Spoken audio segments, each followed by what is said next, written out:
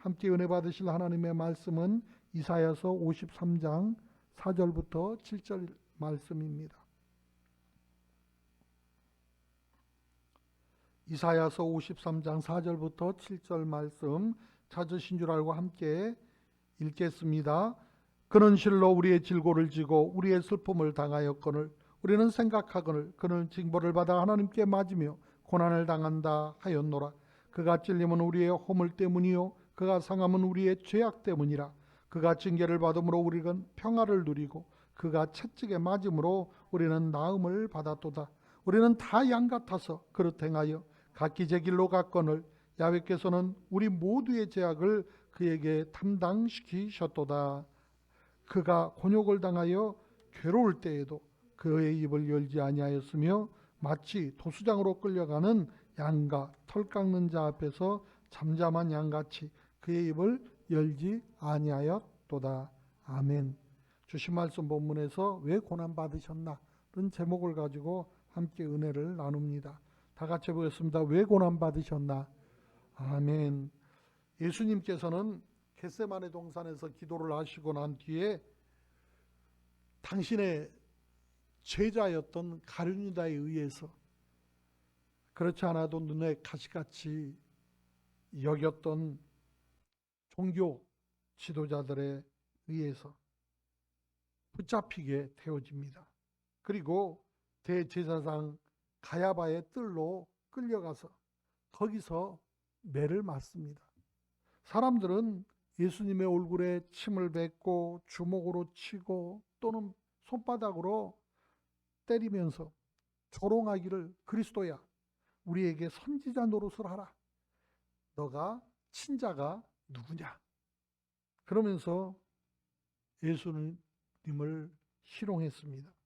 그 다음에 예수님께서는 빌라도 앞으로 끌려가서 신문을 받게 되었는데 그 신문 가정에는 조금 전에만 해도 호산나 하고 종려 가지나무를 흔들고 옷을 깔며 그 환영을 했던 사람들이 십자가에 못 박으라고 하는 그러한 외침 속에서 그는 심판을 받습니다. 결국 신문을 받은 후에 끌려나가서 로마 군인들에게 채찍질을 당하였는데 이 채찍질이 살점을 다 뜯어내는 그러한 채찍으로 만들어져서 참 말할 수 없이 많은 피를 흘릴 수밖에 없는 그러한 고통의 순간이 되었습니다. 그래서 로마 군인이 채찍질을 할 때마다 이 채찍이 다 길이가 다르고 납으로 중간에 이 납이 달려 있고 또 동물 뼈가 끝에 달려 있어서 이 납이 피부를 깨고 들어가면 그 동물 뼈가 그 살점을 뜯고 나오는 그런 그 형태로 진행되어지는 채찍질입니다. 그래서 예수님의 덩어리가 정말로 그 채찍에 의해서 감겨질 때마다 살이 찢겨지고 또 피가 흘러내렸습니다. 거기서 그치지 않았습니다. 이 사람들은 예수님의 옷을 다 벗겨버립니다. 그리고 그 홍포, 빨간 보자기 같은 것을 씌워놓고 머리에 가시관을 엮어서 꾹 누릅니다. 오늘 혼자 성전에 앉아서 강단을 쳐다보니까 참 마음이 그래요. 그래서 내가 뒤적뒤적 찾아서 손이 가시에 찔려가지고 뭐 별거 한 것도 없는데 온 손이 가시에 찔렸는데 지금도 얼마나 쓰라린지 몰라요. 그런데 예수님은 그 가시를 엮어서 머리에 꾹 눌러 씌운다고 생각을 하니까 참 참담해지더라고요. 과연 그 느낌을 어떻게 우리가 느낄 수 있을까? 짐작이라도 할 수 있을까? 그런 생각이 듭니다. 하여간 왕이라고 하는, 왕이면 왕관을 써야지. 너는 왜 왕관이 없어? 그러면서 가시면류관으로 왕관을 씌워준 것입니다. 침을 뱉으면서 유대인의 왕이여 평안할지어다. 그렇게 희롱을 하면서 갈대로 머리를 톡톡 내려칩니다. 참 그런 다음에 다시 그 홍포를 벗기고 옷을 입혀가서 골고다 언덕으로 끌고 가서 십자가 형틀에 못 박아 높이 달아놓는 것입니다. 제9시, 그러니까 우리식으로 표현을 하자면 오후 3시쯤 되어졌을 때 예수님께서 더 이상 견딜 수 없어서 엘리 엘리 라마 사막다니 그렇게 부르짖게 되어지는데, 나의 하나님 나의 하나님 어찌하여 나를 버리셨나이까, 그런 뜻이거든요. 이렇게 크게 정말 한번 외치고선 하시는 소리가 다 이루었다 하시고 마지막으로 아버지여 내 영혼을 아버지 손에 부탁하나이다, 그렇게 말씀하신 후에 운명하십니다. 예수님께서는 십자가에 달려서 처절한 고통과 아픔을 당하시다가 운명하셨던 것입니다. 그러면 왜, 뭐 때문에 이와 같이 죄 없으신 하나님의 독생자 예수 그리스도께서 이처럼 처절한 고통, 사람들도, 이 로마 사람들은, 로마 시민권을 가지고 있는 사람은 어떤 죄를 지어도 십자가 형벌은 하지 않습니다. 이것은 가장 야만적인, 가장 그 고통스러운 그러한 사형이었기 때문에 그렇습니다. 그런데 왜 하필 하나님이 이 땅에 내려오신 것만 해도 황송한데 그렇게 인간들조차 옳지 않은 그 십자가를 걸머지시고, 특별히 뭐 잘못한 것도 없고 죄도 없고 죄라고 밝혀진 것도 없는데 분명히 빌라도는 나는 이에게서 죄를 찾지 못하였다 자기 입으로 얘기를 했는데 뭐 때문에 십자가에 매달려야 했을까요? 그것은 첫째로 질고와 슬픔을 감당해 주시기 위해서입니다. 질고와 슬픔은 인간들이 가지고 있는 멍에와 같은 것입니다. 인간은 이런 멍에로 평안과 안식을 잃어버린 채 절망 가운데 몸부림치며 탄식하고 살아갑니다. 그런데 예수님께서 이 인간의 이 질병을, 이 절망을 해결하시기 위해서 십자가 고난을 당하신 것입니다. 그렇기 때문에 누구든지 예수 그리스도를 믿고 의지하는 사람은 질고와 슬픔에서 노연할 수가 있는 것입니다. 예수님께서는 이 시간도 질고와 슬픔을 탄식하는 사람들을 향해서 마태복음 11장 28절에 수고하고 무거운 짐진 자들아 다 내게로 오라 내가 너희를 쉬게 하리라고 말씀하고 있습니다. 얼마나 놀라운 은혜입니까? 예수 그리스도를 믿고 의지하는 사람은 질고와 슬픔에서 노여나서 평안과 기쁨의 삶을 누리는 복을 받게 되는 것입니다. 두 번째로는 허물과 죄악을 감당하기 위해서 이와 같은 고난을 당하신 것입니다. 예수님께서 십자가에 달릴 때 양손과 양 발에 대못이 박히고 머리에는 가시면류관이 씌워졌습니다. 이로 인해서 예수님의 온 몸이 머리끝부터 발끝까지 말 그대로 피투성이가 되어졌습니다. 왜? 하나님의 아들이신 예수님께서 이렇게 처참한 그 형벌을 당해야만 했을까요? 그것은 다름 아닌 저와 여러분의 허물 때문에, 죄악 때문에 그런 것입니다. 그래서 오늘 본문 5절에 보니까 그가 찔림은 우리의 허물 때문이요 그가 상함은 우리의 죄악 때문이라. 그가 징계를 받음으로 우리는 평화를 누리고 그가 채찍에 맞음으로 우리는 나음을 입었다고 말하고 있어요. 인간은 누구나 너나 할 것 없이 크고 작은 허물을 가지고 있습니다. 죄에 매여서 고통을 당하면서 살아가고 있습니다. 이러한 인간의 허물과 죄를 청산해 주시려고 예수님께서 그 처절한 십자가의 고통을 감내하셨던 하셨던 것입니다. 예수님이 그 상함이 얼마나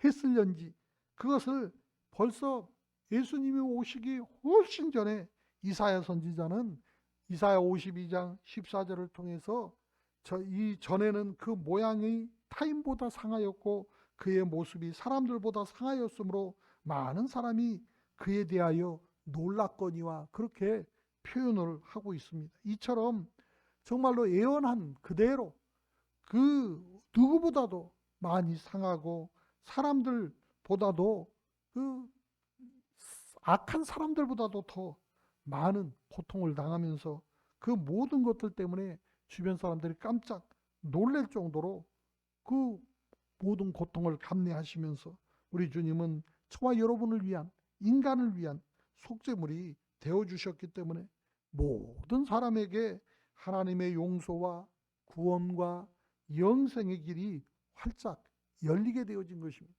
그래서 우리가 공짜로 받는 구원인 것 같지만 이것이 공짜로 받을 수밖에 없는 것이 그 대가가 너무너무 컸기 때문에 저와 여러분으로서는 도저히 그 대가를 지불하고 구원받을 수 없다고 하는 것입니다.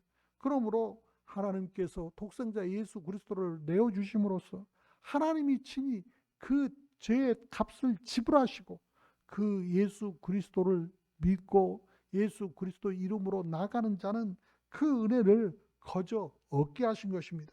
그렇기 때문에 누구든지 예수님 앞에 나와서 자기 죄를 회개하고 모든 허물과 죄를 용서받게 되어지면은 의로운 하나님의 자녀라고 하는 그 신분을 회복하게 되어지고 또 영원한 생명을 얻게 되어지고 하나님의 나라를 얻게 되어지는 것입니다. 그러므로 오늘날 저와 여러분이 예수 이름을 부른다고 하는 것이 어떤 의미인지 깊이 깨닫고 알아야 합니다. 그저 막연하게 주소를 외우듯이 예수님을 찾으라는 얘기가 아닙니다. 우리 주 예수 그리스도께서 나를 위해서 어떤 일을 행하셨는지 그것을 알고 그 은혜에 합한 나를 삶의 현장에 세워가야 합니다. 우리의 생각이 달라져야 하고 마음가짐이 달라져야 하고 우리의 삶의 모습이 달라져야 합니다. 왜? 옛사람은 죽고 새 사람으로 우리가 예수 그리스도 안에서 새 삶을 시작하기 때문에 그런 것입니다. 세 번째로는 저와 여러분에게 평화를 주시기 위해서 우리 주님은 이렇게 처절한 고통을 당하셨습니다. 아담과 하와가 하나님을 반역하고 타락했기 때문에 하나님 앞에서 징계를 받아서 결국은 에덴에서 쫓겨나게 됐습니다. 그 결과 어떻게 됐습니까? 되는 게 하나도 없어요. 농사를 지어도 농사가 제대로 되는 것이 아니라 엉겅퀴와 가시가 돋아 나오는 것입니다. 오늘 또 제가 교회를 한 바퀴 돌면서 탄식하기를 그새 어제 다르고 어제 다르고 오늘 다르다고 어제만 해도 그렇지 않았는데 오늘 이렇게 돌아보니까 여기저기에 막 잡초가 자라요.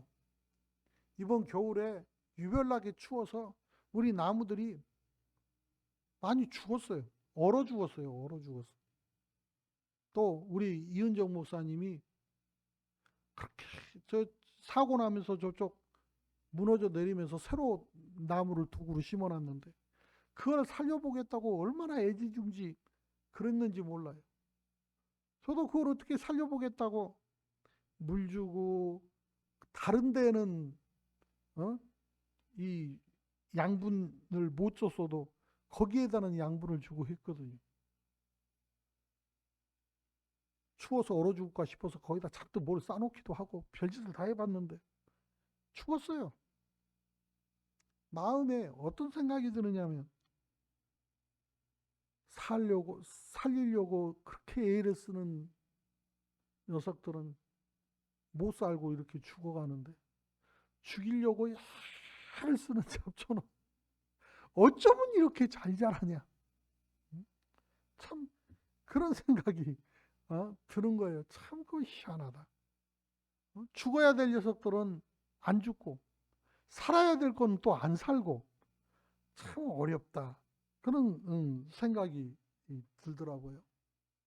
참 오늘 또 저와 여러분이 이 죄의 뿌리는 어쩌면 그렇게 밟아놔도 묶어놔도 나도 모르는 사이에 삐져나오고, 선한 마음들은 다짐하고 또 다짐해보고만 늘 작심삼일로 끝나버리고, 그럴 때가 얼마나 많이 있습니까? 그럴 때 얼마나 갈등이 됩니까? 참, 그래서 내가 무슨 생각을 했냐면, 돌아다니면서 올해는 자연 친화적으로 그냥 내버려 둬버려. 나오든가 꺾어지든가 뒤집어지든가, 차라리 내가 이거 키우겠다고 발버둥 치기보다 하나님 앞에 맡기는 게 훨 낫겠다. 그런 생각이 드는 거예요. 하나님께서 내가 길을 쓰고 잘하지도 못하는 게, 저는 농사라고는 모르거든요. 전 농사를 순복음 노원께서 처음 배웠어요. 뭐 그것도 제대로 배우기나 했나요? 남들 하는 거 신용하다 말았지요. 그러니 뭘 할 줄을 아나? 하지도 못하는 거를 하겠다고 애꿎은 인터넷 뒤져가면서 이렇게 하고 저렇게 하고 하는데 안 돼. 그런데 하나님께서 키우시는 것들은 별짓을 다 해도 살아요. 그거 참 희한하지 않습니까? 그러므로 우리가 하나님 은혜 안에서 살아야 되고, 하나님께서 주시는 힘으로 살아야 하는 것입니다. 이 인류의 그 저주는 바로 하나님을 대적하는 데부터 시작을 합니다. 그래서 결국 하나님께서 주신 모든 것에 감사하지 못하고, 하나님 앞에서 정말로 자족하고 하지 못하고, 끊임없이 불평하고 끊임없이 하나님과 같이 되려고 도전을 하다가 결국은 하나님이 주신 것까지 다 잃고 쫓겨나서 저주받고 고통 속에서 살아갑니다. 애를 낳으면서 고통을 당하고, 정말로 땀 흘리지 않으면 가족을 책임질 수 없고, 땀 흘려서 가족 책임질 수 있으면 땀이야 얼마든지 흘리죠. 죽을 똥 말 똥 땀 흘려봐야 그것이 나한테 오롯이 돌아오기나 하나요? 여기서 빼앗기고 저기서 도둑질 당하고 저기서 강도질 당하고 이러면서 정말로 아무것도 손에 손가락 사이로 모래 빠져나가듯이 다 빠져나가 버리고 마는 그런 삶이 되어질 때 얼마나 어렵고 힘듭니까? 그런데 예수님께서 인류의 이런 그 모든 모습들을 대신해서 저주의 상징인 가시관을 머리에 쓰시고 십자가에 올라서 징계를 받으신 것입니다. 이 모습을 통해서 인류는 오늘 본문 5절의 말씀처럼 하나님과 온수되었던 관계를 청산할 수가 있었습니다. 그래서 하나님과 화목해서 평화를 누리게 되어진 것입니다. 그러므로 이제는 더 이상 저와 여러분이 율법의 저주 아래서 살아갈 이유가 없습니다.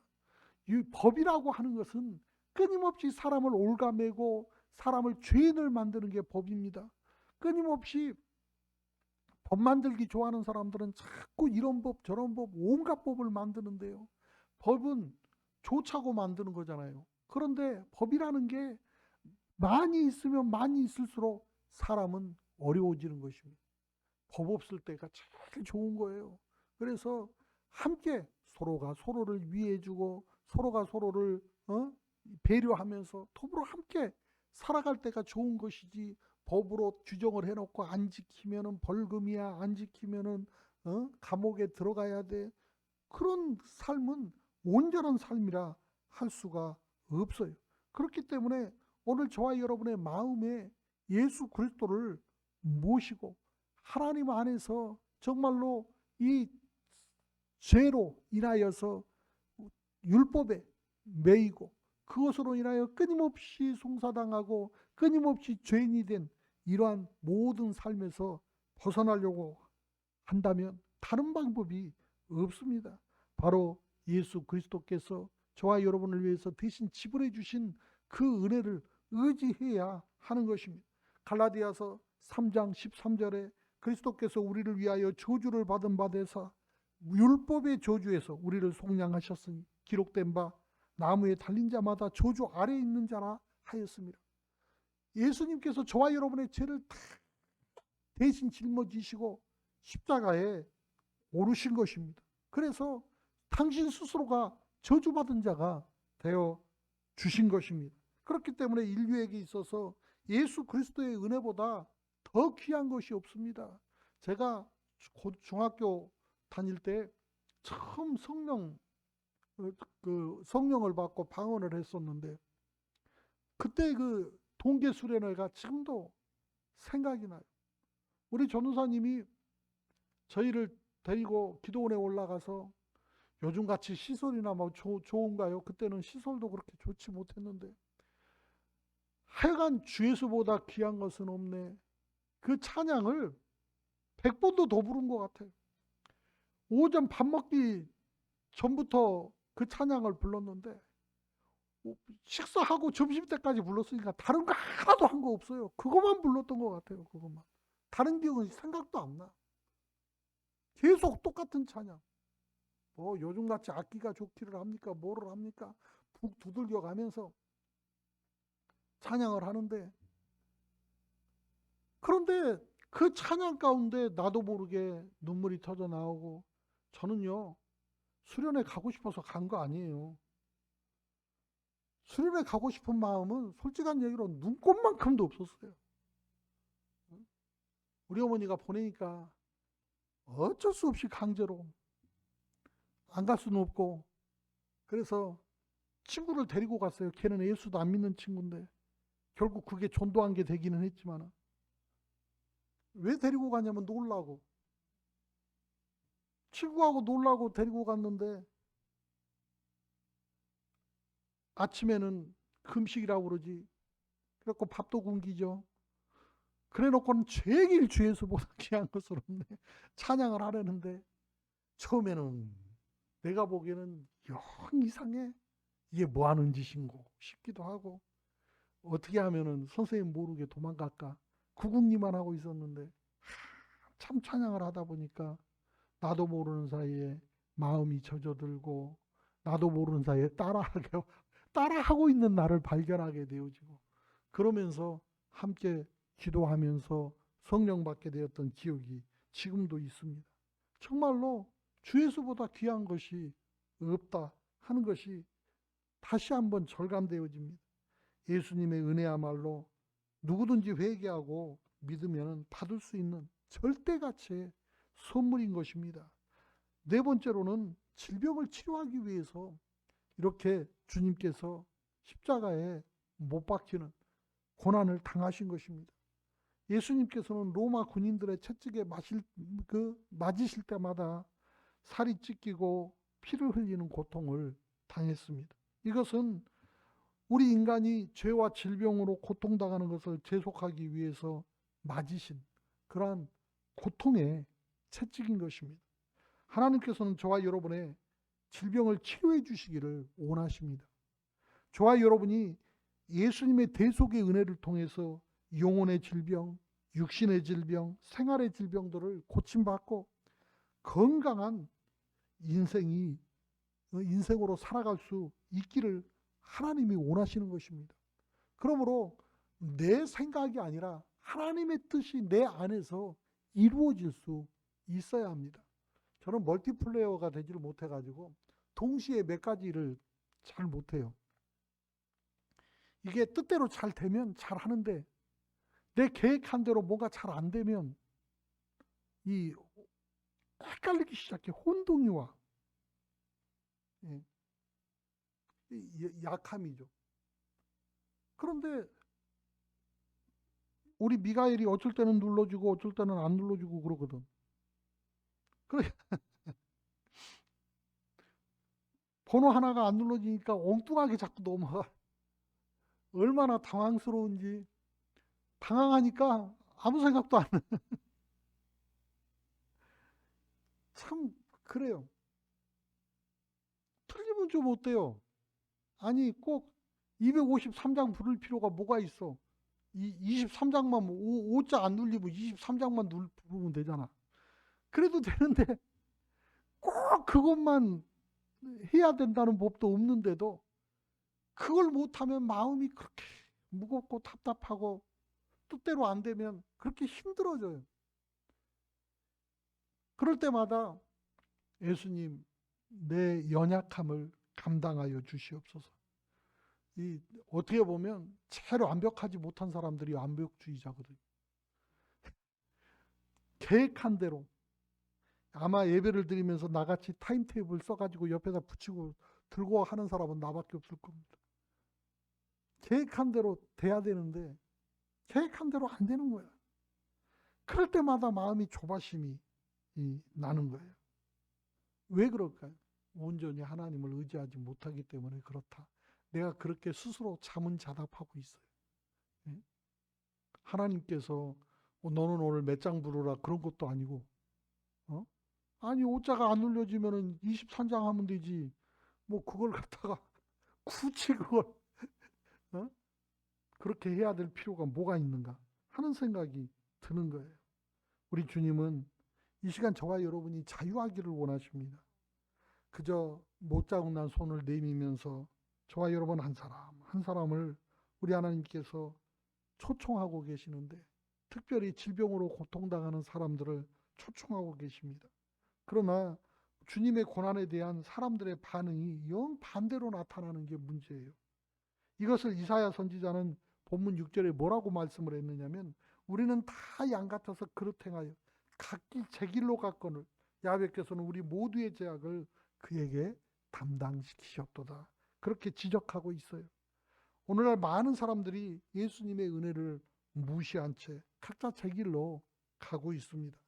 자신의 그 명예와 또 권력과 그저 재물을 얻는 데만 급급해서 육신적으로 안락한 삶만을 추구하고 있습니다.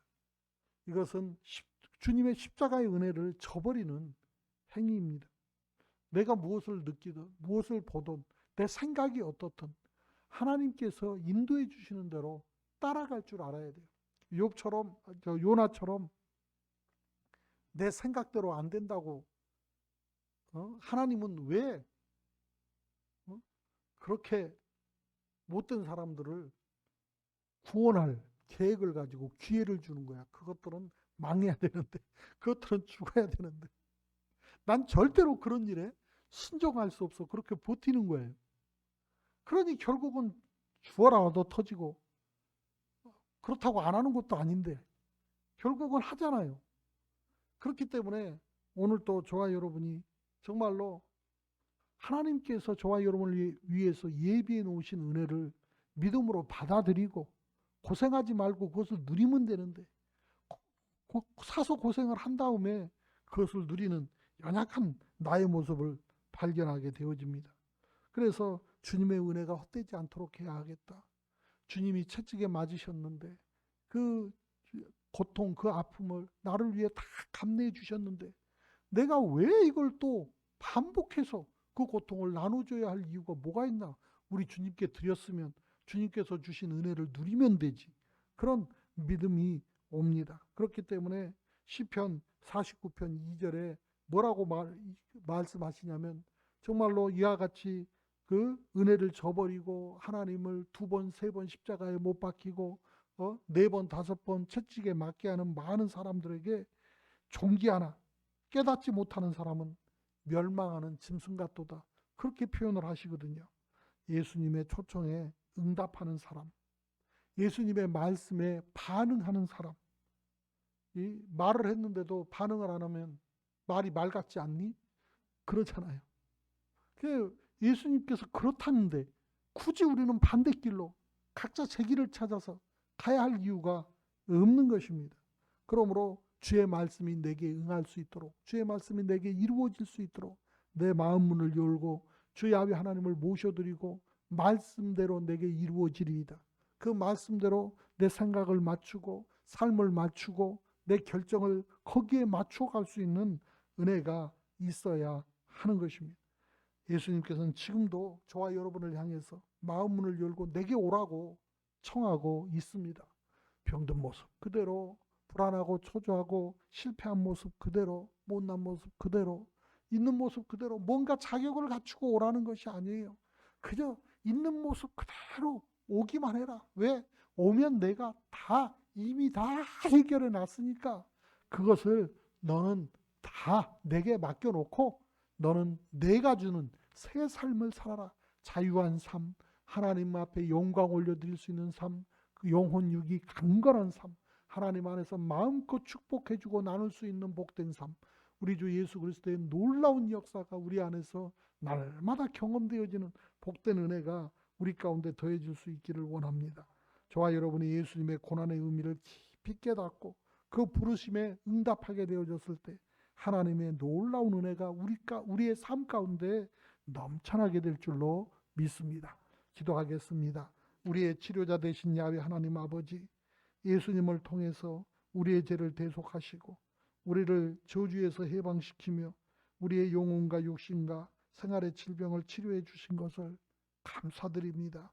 모든 사람들이 예수님의 대속의 은혜를 삶의 현장에서, 삶 가운데에서 체험하며 살아갈 수 있도록 은혜 베풀어 주옵소서. 주 예수 그리스도 이름으로 기도드립니다. 아멘.